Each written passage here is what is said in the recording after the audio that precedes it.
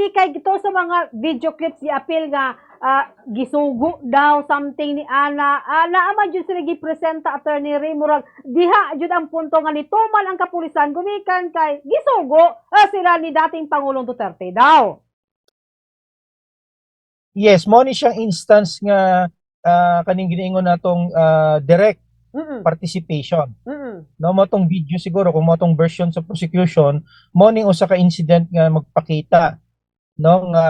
gisugo. Pero sa totality so far sa summation sa ilang kana mga statements sa prosecution mumbued na limitado ni siya no wala kaayo kay makita nga kanang direct no except siguro to imong na mention no nga gisugo. But mingon kag siguro 95% sa mga ebidensya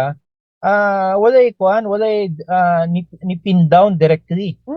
no kay kanhing President Duterte. Pero ang ingon sa prosecution di na kinahanglan no importante kaning pattern no iyang mga statement gigamit sa iyaha no sa prosecution nga sa standpoint po sa depensa nasa counter argument po dato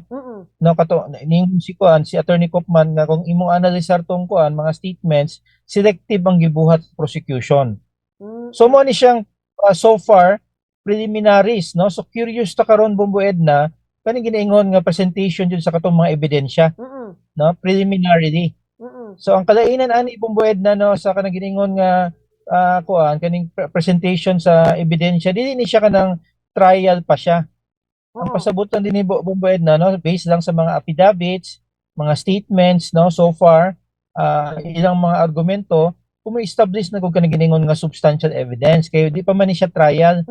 no tapos ang degree of kaning liability kung naanay trial Bombo Edna kanang giningon natong proof beyond reasonable doubt no pero mo nang interesting karon Bombo Edna tungod kay kanang proof beyond reasonable doubt nga level of kanang evidence muguwas nga based sa kadaghanang mga ebidensya sa prosecution kadaghanan puro circumstantial no nga evidence mo yung circumstantial wala joy kanang direct